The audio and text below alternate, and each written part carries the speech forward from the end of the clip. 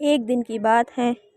एक दिन एक शिकारी अफ्रीका के क्लब में बैठा हुआ अखबार पढ़ रहा था कि उसका एक दोस्त घबराया हुआ कमरे में आया और बोला, एक हफ्सी बहुत दूर से यहाँ आया है और कहता है कि पास के जंगल में एक नर बनमानुस निकला है जो सिर्फ आदमियों को मार रहा है। शिकारी ने उस हफ्सी को बुलाकर पूछताछ की तो मालूम हुआ कि उबासी जाति के एक आदमी ने उस बनमानुस के जोड़े को मार डाला है। शायद इसीलिए वह आदमियों को मार रहा है।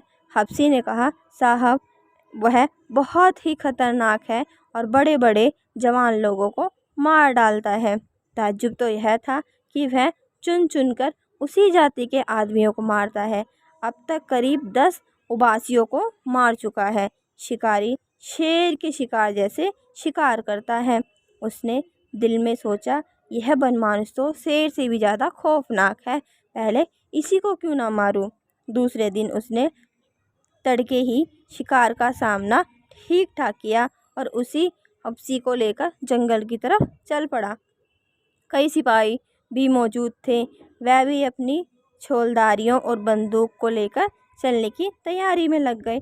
हफ्सी राह दिखाता हुआ आगे आगे चलने लगा। दिन भर लगातार चलने के बाद लोग वासियों के गांव में पहुंचे। रास्ते में बहुत से जानवर मिले पर बनमानुस का कहीं निशान तक ना मिला। अफ्रीका के सब गांव करीब करीब एक ही तरह के होते हैं। गांव के बीच में उबासियों के सरदार का झोपड़ा था, चारों ओर बांसों से घिरा हुआ था। एक बड़े ढील ढील का आदमी कंधे पर बंदूक रख झोपड़ी के सामने टहल रहा था। शिकारियों की खबर पाकर उबासी सरदार उनसे मिलने आया और फौजी को सलाम करके बोला, आप लोग खूब आए। अब मुझे उम्मीद है कि बनमानुस जरूर मारा जाएगा। हम लोगों को तो घर से निकलना भी मुश्किल हो गया है। शिकारी ने गुरूर के साथ कहा, हाँ देखो क्या होता है, आए तो इसी इरादे से हैं। शिकारी ने सरदार के झोपड़े के पास ही अपनी छेलधारियाँ लगा दी और पेड़ देवता की पूजा करने की फिक्र करने लगे।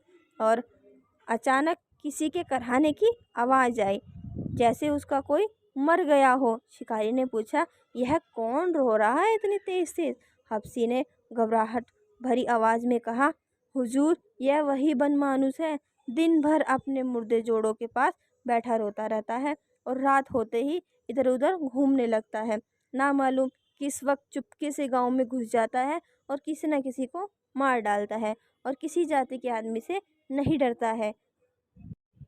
लोग दिन भर के थके मारे भूखे प्यासे थे। बनमानुस का शिकार करने की किसी को सूझी नहीं। जब लोग खा पी कर फारिग हुए तो सलाह होने लगी कि बनमानुस का शिकार कैसे किया जाएगा। उबासी सरदार ने कहा, रात को आप लोग उसे नहीं पा सकते हैं, दिन को ही उसका शिकार हो सकता है। शिकारियों को भी उसकी सलाह पसंद आई। सब अपनी अपनी छोलदारियों में घुस गए और बाहर पहरे के लिए एक बंदोबस्त कर दिया कि 2-2 घंटे के बाद पहरा बदल दिया जाएगा।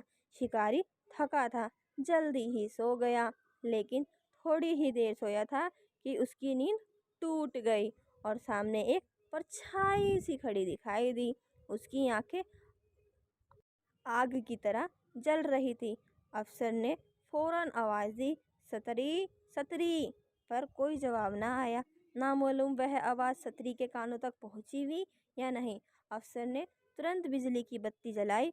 उसका कलेजा सन्न हो गया।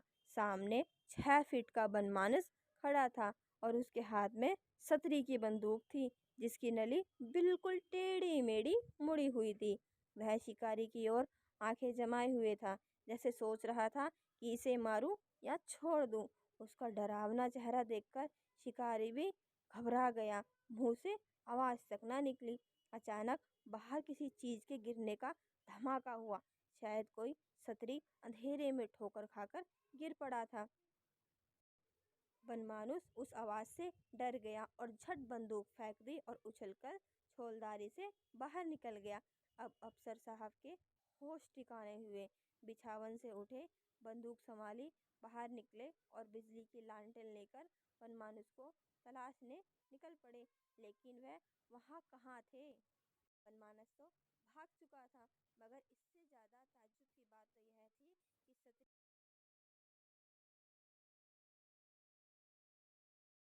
कि सतरी की ताकीद कर दी कि खूब होशियार रहें, मगर सोने की हिम्मत ना पड़ी। बिजली की रोशनी में बैठे बैठे गपशप करके रात काटी।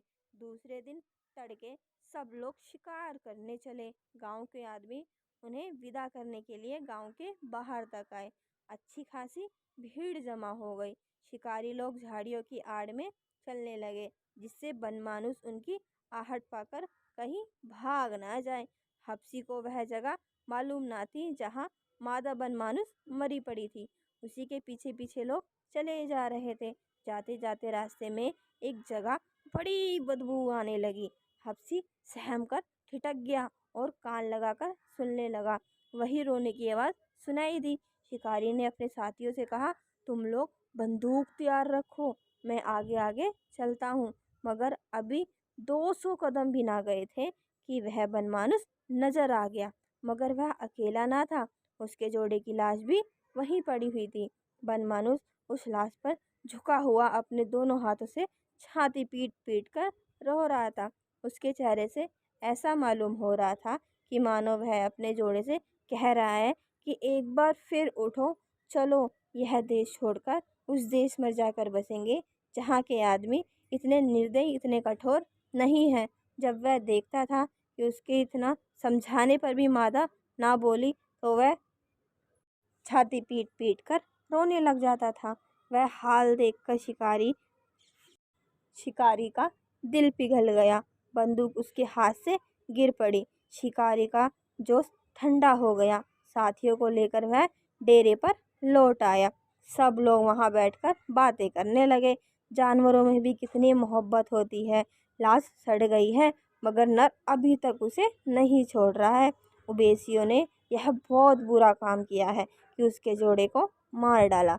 अभी यही बातें हो रही थी कि देखा कई आदमी एक लाश लिए चले आ रहे हैं। शिकारी लाश को फौरन पहचान गया। यह उस सत्री की लाश थी। मालूम हो गया कि उसी बनमानुस ने रात को उसे मार डाला है।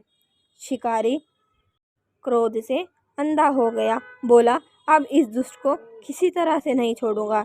ऐसे खूनी जानवरों पर दया करना पाप है। आज उसका काम तमाम करके ही दम लूंगा।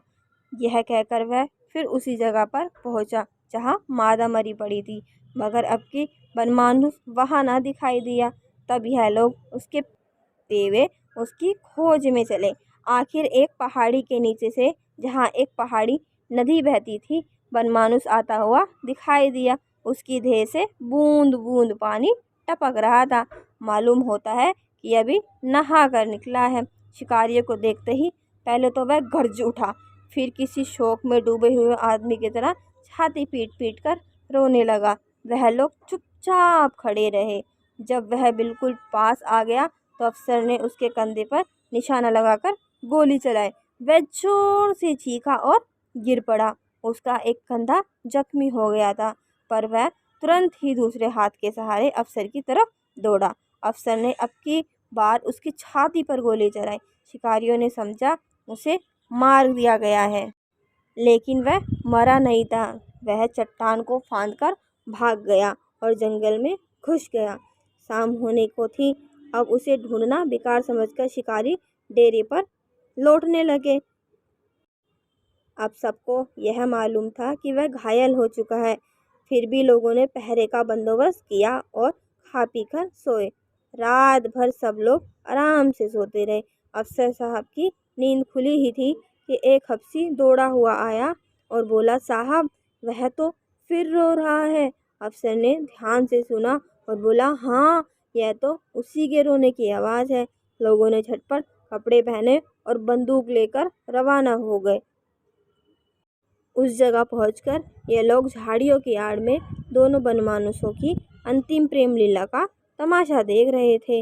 वह अपने जोड़े की लाश को अपनी खून से रंगी हुई छाती से दबाकर रो रहा था। उसकी आंखों में नशा सा छाया हुआ था। मालूम होता है जैसे कोई शराब के नशे में चूर हो। यह दर्दनाक मंजर देखकर शिकारियों की आंखें भी आंसू आ गए। यह तो मालूम था ही कि अब चोट नहीं पहुंचा सकता किसी भी मानव को। तभी शिकारी उसके बिल्कुल पास चला गया। सोचा कि इसकी मरहम पट्टी की जाए। उसे देखते ही बनमानुस ने बड़ी दर्दनाक आंखों से उसकी ओर देखा, मानो कह रहा था, क्यों देरी करते हो, एक गोली और चला दो कि जल्दी इस दुख भरे संसार से विदा हो जाऊं। शिकारी ने ऐसा ही किया। एक गोली से उसका काम तमाम कर दिया। इधर बंदूक की आवाज़ हुई, उधर बनमानुस चित्त हो गया। मगर आवाज़ के साथ ही शिकारी का दिल भी काँप उठा। उसे ऐसा मालूम हुआ कि मैंने खून किया है और मैं खूनी हूँ। तो कैसी लगी आप सबको हमारी story? Please like, share and subscribe करना ना भूलें। Thank you.